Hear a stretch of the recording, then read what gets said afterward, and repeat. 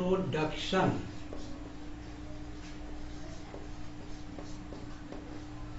Reproduction. Reproduction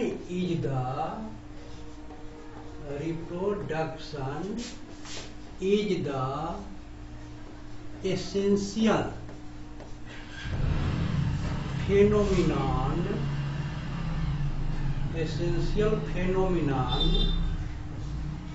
for the continuation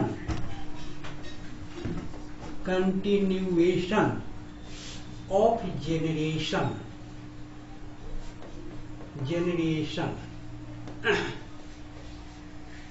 इसका तात्पर्य है जो प्रजनन सजीवों के लिए अनिवार्य घटनाक्रम होता है, जिसका तात्पर्य हुआ रिप्रोडक्शन, और प्रोडक्शन। प्रोडक्शन का मतलब हो गया उत्पादन, री का मतलब हो गया पुनः कहा जाएगा जो रिप्रोडक्शन या रिपीटेशन ऑफ प्रोडक्शन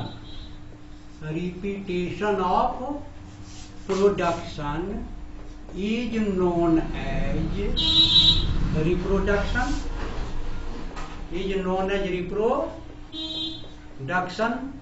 या दूसरे रूप में भी कहा जा सकता है कंटिन्यूएशन ऑफ जनरेशन,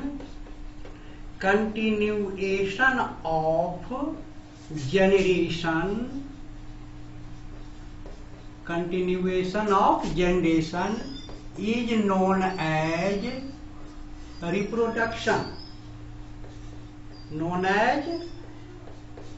reproduction. तो यहाँ हमें देखना है जो मनुष्य में रिप्रोडक्शन क्रिया कैसे होता है। तो हम लोग पहले यहाँ रिप्रोडक्शन इन ह्यूमन शुरू करेंगे। रिप्रोडक्शन इन ह्यूमन अर्थात मानव में प्रजनन क्रिया के बाद चलेंगे gametogenesis.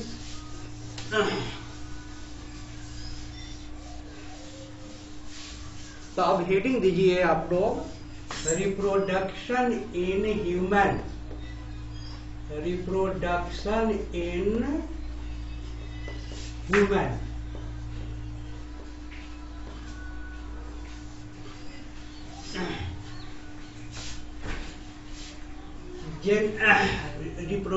in human. Sexes are separate.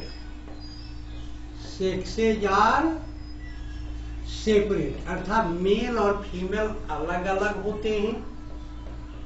Fertilisation is internal.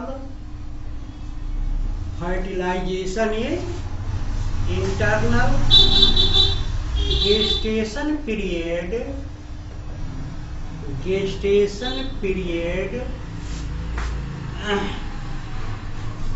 is 9 months or 280 days. Generally only one progeny birth at a time, but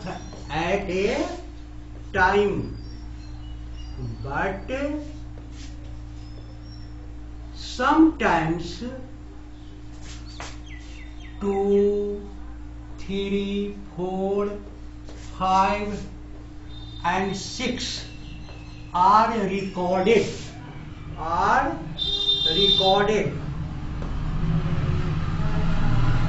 If birth more than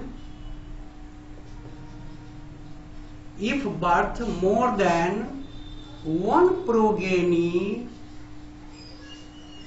at a time called as twins. Called as twins, अर्थात जुड़वा। क्या कहलाता है यह? जुड़वा। तो हमने लिखा जो सेक्सेज आर सेपरेट, अर्थात मेल और फीमेल दोनों अलग अलग होते हैं। तो जिसमें पहले हम लोग डिस्कस करेंगे male reproductive, then female reproductive organs. Now we come on first male reproductive organs. Male reproductive organs.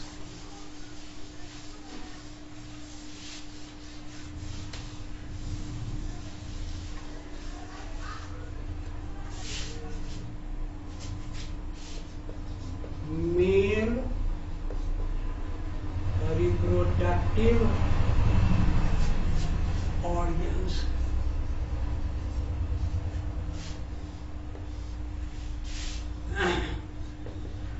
In case of human male, puberty period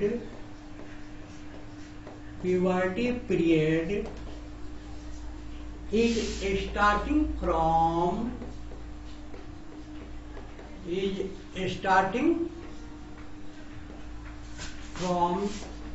16 years. During this stage,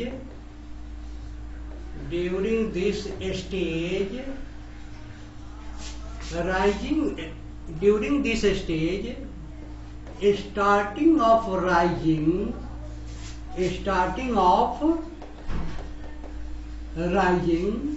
during this stage, starting of rising of hairs takes place in armpit and in pelvic region,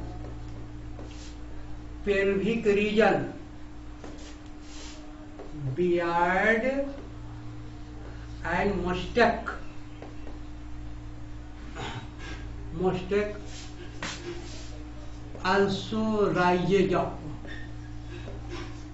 also rises up. Starting of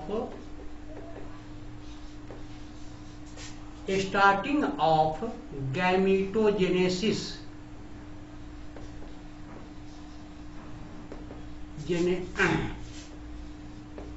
Starting of gametogenesis.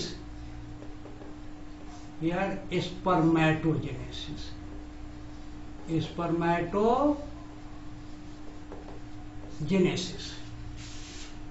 अब हम लोग ये देखेंगे जो male sex organs कौन कौन से होते हैं।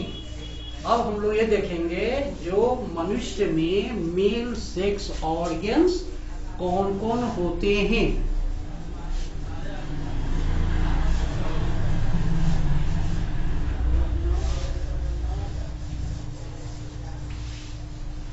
मेल सेक्स ऑर्गन्स कौन कौन है? The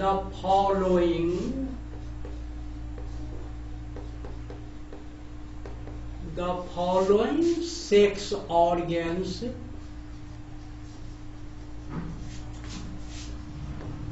are found in male. Testis, epididymis,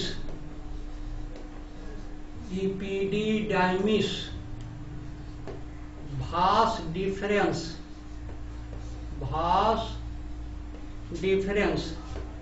ejaculatory duct,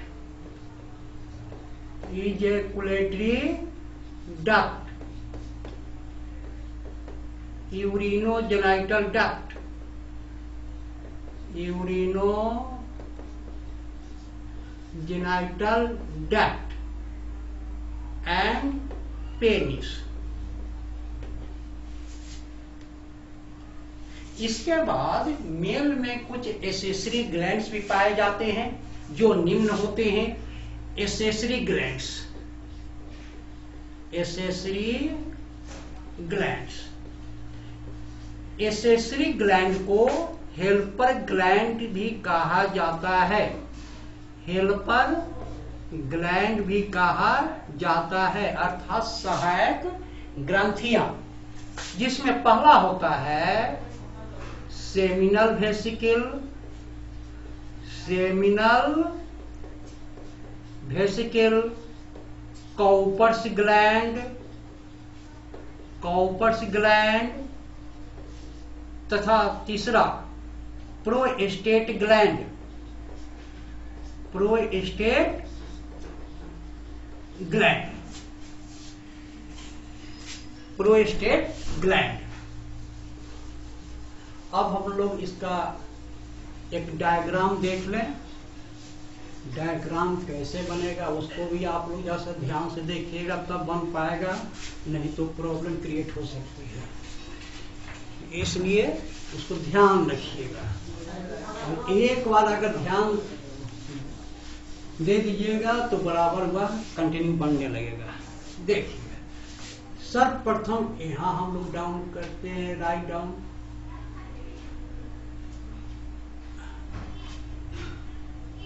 उसके बाद डायरेक्ट हम लोग यहाँ आ गए। इसके लैट्रो पोस्टीरियर साइड में स्प्रिंग की तरह हम लोग रचना बना देते हैं, स्प्रिंग की तरह बना दिए।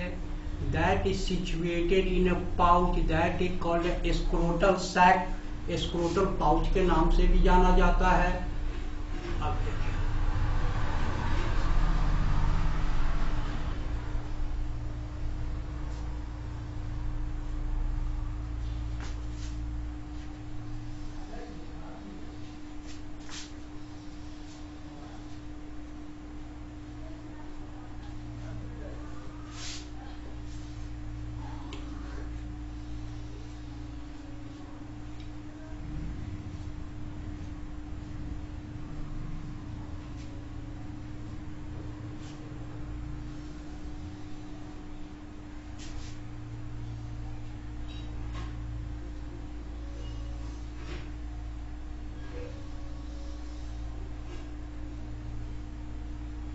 यह फिगर हो गया, यह फिगर है। अब इसमें आपको ध्यान देना है जो इसका नामकरण कैसे है। जैसे यहां हमने देखा तो इसको चले testis, scrotal sac, scrotal sac, that is also known as scrotum, scrotum, that is epididymis, epididymis, vas deferens, vas deferens, prostate gland, prostate gland, penis,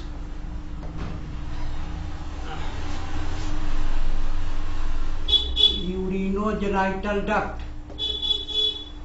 urinogenital duct,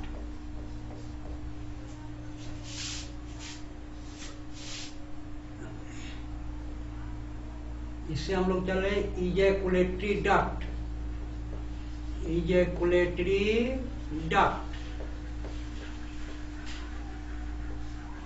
seminal vesicle, seminal vesicle, Cowper's gland,